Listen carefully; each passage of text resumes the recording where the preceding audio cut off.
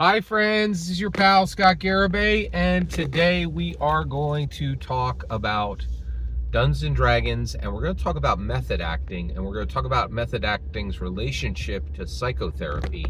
We're going to talk about all this in context, as presented by Marina Hyde. This idea that Marina Hyde, who is she?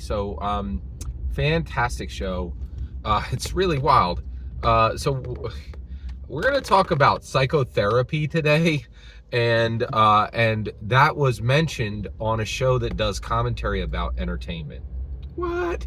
So I've been saying for a while that our entertainment is deeply mixed into our politics. I don't even need to tell you it's mixed into our culture. I think most people understand that it's deeply, deeply mixed into our culture. But actually, one of the things that's interesting is I'm increasingly convinced that entertainment is deeply mixed into our healthcare, our mental and our physical healthcare. I don't think people really understand this, but it very much is, right? All right. So Marina Hyde, brilliant, brilliant British lady. She's an entertainment commentator, and she works with a gentleman by the name of Richard Osman. So they were having a conversation, and they got a question about, hey, tell me about method acting. This seems really dangerous, right? Is it? Right? And so they were like, yes, this is, method acting is really weird. There's a lot of aspects about it that are really strange. So, three famous examples of method acting, and these are mine. I don't think those are the ones they discuss. They discuss some of these. But Jared Leto on Suicide Squad, Christian Bale on The Mechanic, and Jim Carrey on the movie he did about Andy Kaufman, right? All of these, famously, the actor did method acting, and they go on, and when they're out of character, they're pretending to be the character that they're playing in the film. And Marina Hyde did brilliant coverage of this in answering this question. And she said, everybody on the staff, like the crew, hate this, right? Because it makes their job even harder, right? Because famously, it's basically the superstars pushing down on the cast, because they're like, oh, let me do your makeup, and the actor's like, makeup, like, you're like, no, we really need to do your makeup. I know this is a shtick, but like, can we do, and for the superstars, it's not a shtick. They're all in, but people are like, we got to discuss, blocking and all this stuff. Like, and it's hard enough already. And now you're pretending to be another person. And, it's hard for them. It's really hard. But for the actor, they're like, I'm not pretending. I'm inhabiting this other identity. Will you like get on board here? And it's a lot of tension, right? The other thing, I thought this is brilliant. And this is why I listen to Marina Hyde and Richard Osman. They're like, Richard Osman said, nobody ever method acts for a character that's delightful and wonderful, making everyone's life easier and treating them nicer than the actor would have treated them. It's always some horrible monster where this Hollywood person who's already a horrible monster gets to be more of a horrible monster. And I was like, man, that does sound right. I was like, yeah, that's it's almost like an excuse for a predatory, horrible, horrible Hollywood entertainer to be even more, like, it's a justification for their behavior to become even worse, right?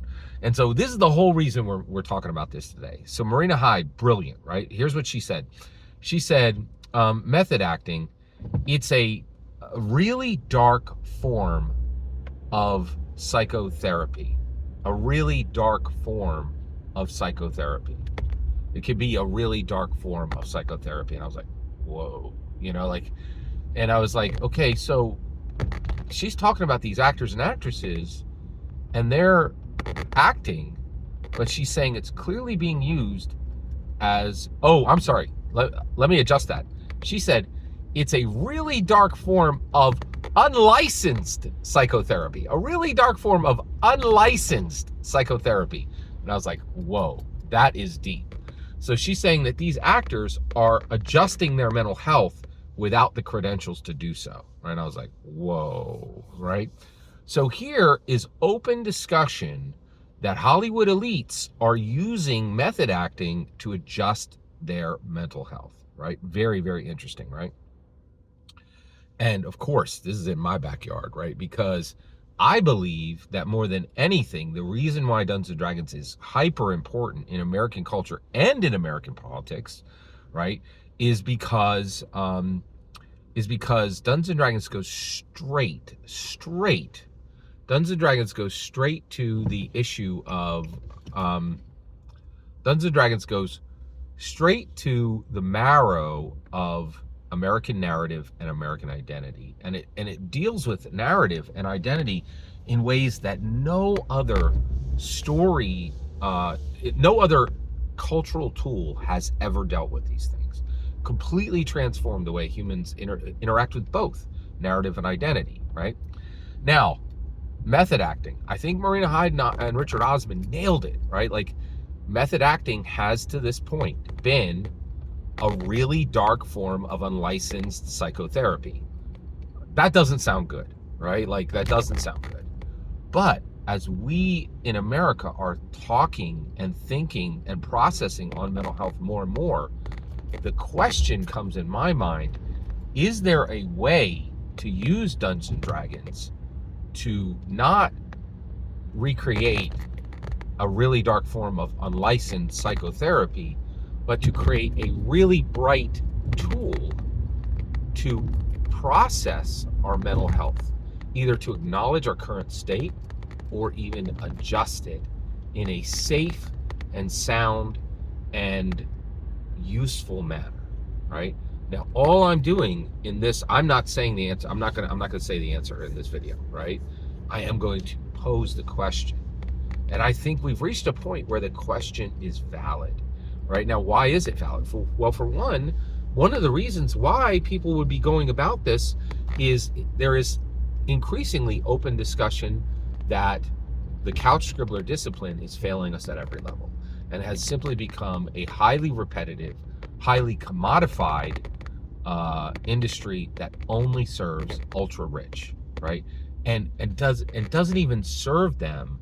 It just puts an activity around mental health that is repetitive and not actually productive, but has become extremely lucrative on the side of the couch scribblers themselves, right? And if that wasn't the case, there wouldn't be this desire. And you're like, oh, I don't know, Scott, aren't you projecting a bit there? Let me ask you, like, so Derek W. White, he's deep in the weeds, D&D experiencer. He's been doing D&D for decades, right? Recently, Shadow Dark came out, and then he did the science fiction version of Shadow Dark. It's launched, it's out, right? It's called Dark Space. He is a pastor and a TTRPG creator and a D&D veteran, in that he has played D&D for decades. He's not a veteran as in a U.S. military veteran. He's a D&D veteran. He's been in that space for decades, right? He may also be a veteran, but he's definitely a D&D. He is a D&D deep. He's a deep dive D&Der. Right? He's been doing D&D for decades, right? He recently, right on his Facebook page, put a bottle of it labeled antidepressants filled with dice. And then I was like, okay, where's the laughy funny face? No laughy funny face. Just saying, yeah, like just, and actually putting a comment on it that was like, yeah, these are helpful for me. Like just flat out saying, and increasingly there are a lot of people are saying, yes, I'm going to D&D to use it to adjust my mental health. And so my question is there a way to do this in a safe, sound way, right?